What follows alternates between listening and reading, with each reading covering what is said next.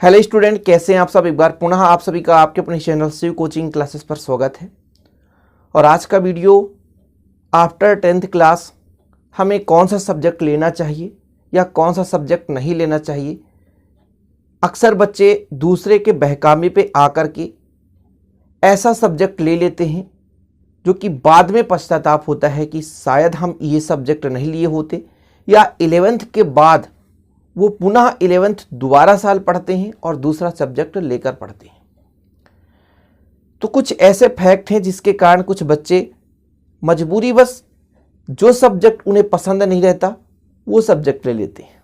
जैसे पहला कारण ये होता है कि कुछ बच्चे ऐसे होते हैं कि हमारा दोस्त मैथ सब्जेक्ट लिया है, हमें भी मैथ सब्जेक्ट लेना चाहिए, और वो मजबूरी पे मैथ ले लेते हैं दोस्त के संगत के लिए, दोस्ती निभाने के लिए।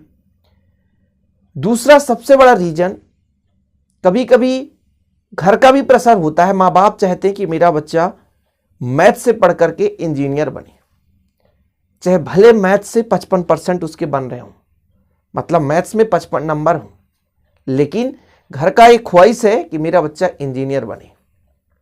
ये दूसरा सबसे बड़ा कारण है। तीसरा कारण ये होता है कि हम साइंस के स्टूडेंट कहलाएंगे और वो भी हम ग्रेट स्टूडेंट कहलाएंगे, इसलिए हमको मैथ्स लेना है या हमको बायोलॉजी लेना है। देखिए, साइंस के अंतर्गत मैथ्स और बायोलॉजी दोनों सब्जेक्ट आता है। तो कुछ बच्चे ग्रेट कहलाने के लायक कि नहीं, हम ग्रेट कहलाएंगे इसलिए हम साइंस लेंगे। तो स्टूडेंट, सबसे बड़ी बात तो यहां पर यह है कि आप यदि इन चीजों को ध्यान में रखते हुए अपना सब्जेक्ट चूज कर रहे हैं तो मतलब आप अपना भविष्य अंधकार में डाल रहे हैं। मैं आपको बता देना चाहता हूं, यदि जिस सब्जेक्ट में आपका रुचि नहीं है और यदि आप उस सब्जेक्ट को ले लिए हैं तो हमेशा आप पश्चाताप करेंगे और कैरियर हमेशा के लिए आपका समाप्त हो जाएगा। क्यों?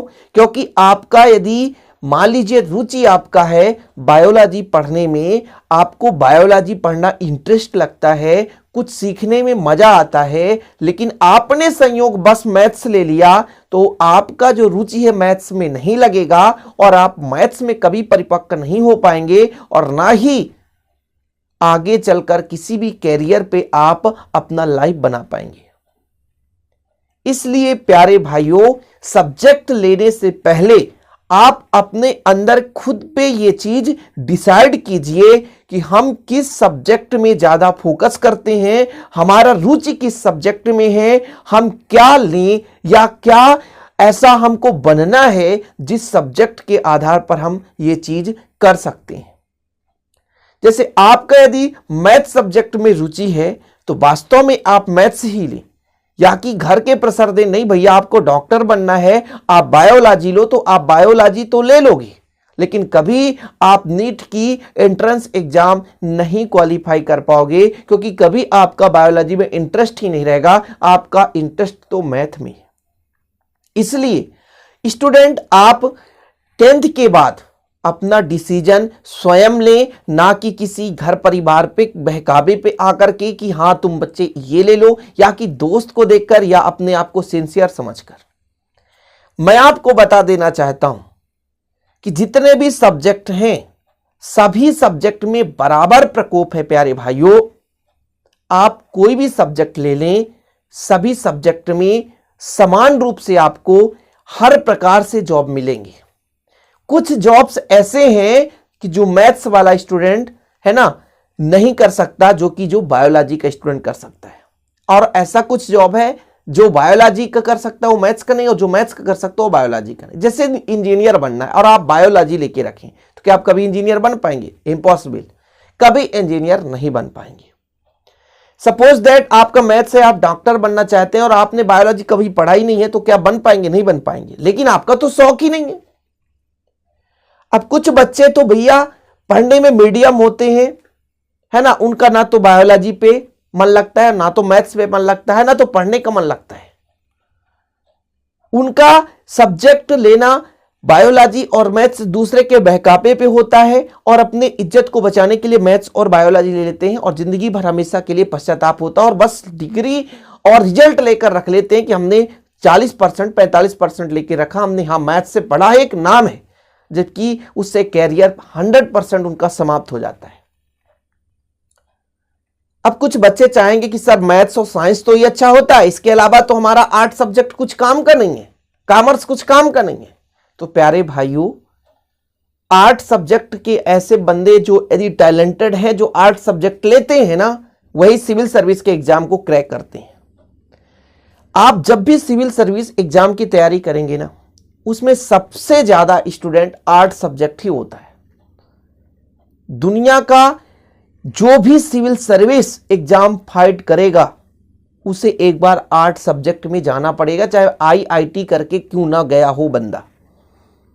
तो आर्ट सब्जेक्ट सिविल सर्विस के लिए बहुत अच्छा सब्जेक्ट होता है, क्योंकि स्टूडेंट आर्ट सब्जेक्ट में आपको पूरा भूगोल, पूरा इतिहास, पूरा राजनीति शास्त्र, है ना, पूरा स्टूडेंट आपका दुनिया घुमा दिया जाता है। और साइंस में क्या होता है स्टूडेंट, साइंस के बारे में ही पढ़ाया जाता है। तो यदि आप सिविल सर्विस एग्जाम की तैयारी कर रहे हैं, आईएएस, आईपीएस, एमपीपीएससी और ऐसे यूपीएससी, हर स्टेट का पीएससी लेवल का एग्जाम होता है, तो स्टूडेंट आप लोगों को आर्ट लेना बेहतर होगा। लेकिन आपका सपना है, बहुत दिनों से सोच रहे हैं कि हमें इंजीनियर बनना है और कुछ अच्छा करना है, तो फिर आप लोग मैथ्स लीजिए। और यदि स्टूडेंट आपको बैंकिंग के क्षेत्र में जाना है तो 10th वाले स्टूडेंट कॉमर्स लें, और यदि आपको डॉक्टरेट की लाइन पे जाना है तो स्टूडेंट आपको लेना चाहिए क्या, साइंस लेना चाहिए, मतलब बायोलॉजी लेना चाहिए। कुछ बच्चों के मन में ये आएगा कि सर हमको यदि टीचर बनना है तो हमको कौन सा सब्जेक्ट लेना चाहिए। आप मैथ्स से लेंगे स्टूडेंट तो भी टीचर बन जाएंगे, बायोलॉजी के रहेंगे तो भी टीचर बनेंगे, कॉमर्स से पढ़ाई करेंगे तो भी टीचर बनेंगे, या कि आप आर्ट सब्जेक्ट से तो भी टीचर बनेंगे। हर सब्जेक्ट का है ना अलग अलग मतलब सब्जेक्ट वाइज टीचर का वैकेंसी होता है। आगे चलकर आप यदि बीए करे हैं स्टूडेंट तो एमए करेंगे, एज बीएससी करें हैं तो एमएससी करेंगे, एमफिल करेंगे, यदि पीएचडी करना तो पीएचडी कर सकते हैं। इस पर एक अलग वीडियो बनाएंगे कि टीचर के लिए हमें क्या क्या करना चाहिए और कैसे कैसे टीचर का जॉब होता है, कैसे कैसे मतलब हमें पढ़ाई करना है। तो ये चीज यदि आप चाहोगे तो बना देंगे। लेकिन अभी सबसे बड़ा यही चुनौती है 10th वालों के लिए कि 10th के बाद हमको क्या करना चाहिए, कौन से सब्जेक्ट लेना उचित होगा, कौन सा अनुचित होगा। हम मिडिल फैमिली से बिलोंग कर रहे हैं, हमें कौन सा सब्जेक्ट लेकर पढ़ाई करना चाहिए। तो स्टूडेंट ध्यान दीजिएगा, यहां मिडिल फैमिली का मतलब ये नहीं है कि आप किसी ये सब्जेक्ट का पढ़ाई ना कर पाए। आप घर बैठे, आज कितना भी परिस्थिति गंभीर होगा स्टूडेंट, लेकिन सभी के पास मोबाइल है और ऑनलाइन पढ़ाई इस टाइम पे सबसे बेस्ट स्टडी चल रहा है वो ऑनलाइन। ऑफलाइन तो सभी बंद है, लेकिन ऑनलाइन ही चल रहा है। और इस स्थिति में स्टूडेंट आप लोग बेहतर पढ़ाई कर पाएंगे तो ऑनलाइन।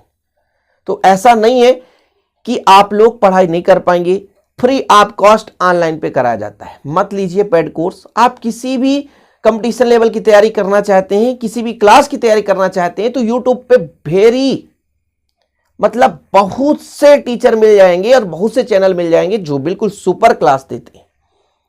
तो आज ऑनलाइन के माध्यम से भी आप अपना पूर्ण रूप से तैयारी कर सकते हैं। ये आप फैमिली को दोष मत दें कि अपने बैकग्राउंड को दोष मत दें, क्योंकि एक छोटा सा यदि मोबाइल भी ले लिया आपने ना 10 से 15 हजार का स्टूडेंट, तो आप बेहतरीन ढंग से हर चीज तैयारी कर सकते हैं। तो आप लोगों को ध्यान में रखना है, किसी के बहकावे पे आकर या किसी को शौक पूरा करने के चक्कर में अपना सब्जेक्ट है ना चुनना नहीं है।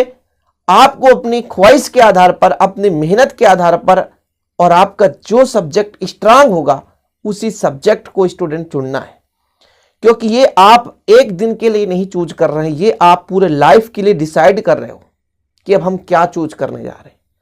इसलिए यह वीडियो बनाने का मुख्य रूप से, क्योंकि बहुत सारे कमेंट आते थे कि सर अब आप हमको ये बताइए कि कौन सा सब्जेक्ट लें ताकि हम एक अच्छा प्रकोप हासिल कर सकें। अब आप जो भी बनना चाहते होंगे आगे चलकर, उसके लिए आप कमेंट बॉक्स में कमेंट करना, उसका पूरा स्ट्रेटजी बताऊंगा कि इंजीनियर बनना है तो क्या क्या करना पड़ेगा, कैसे कैसे इंजीनियरिंग कोर्स होती है, एमबीबीएस करना है तो आपको क्या करना पड़ेगा, कितना तैयारी करना पड़ता है, कैसे पेपर आता है, टीचर बनना है, एमपीपीएससी की तैयारी करना है, रेलवे एसएससी की तैयारी करना है, क्या चीज आपको पसंद है या क्या बनना चाहते हैं। और एक ऐसा भी बताऊंगा स्टूडेंट जो कि आप 10th के बाद कुछ कम कोर्स करें और आप जल्द से जल्द कुछ अर्न कर सकें, इस चीज पर भी वीडियो बनाऊंगा। तो आज का फिलहाल यहीं पे वीडियो समाप्त करते हैं। आशा और उम्मीद करते हैं वीडियो पसंद आए तो लाइक कर दें और दोस्तों के साथ शेयर कर दें। मिलते हैं अगली वीडियो में। जय हिंद, वंदे मातरम।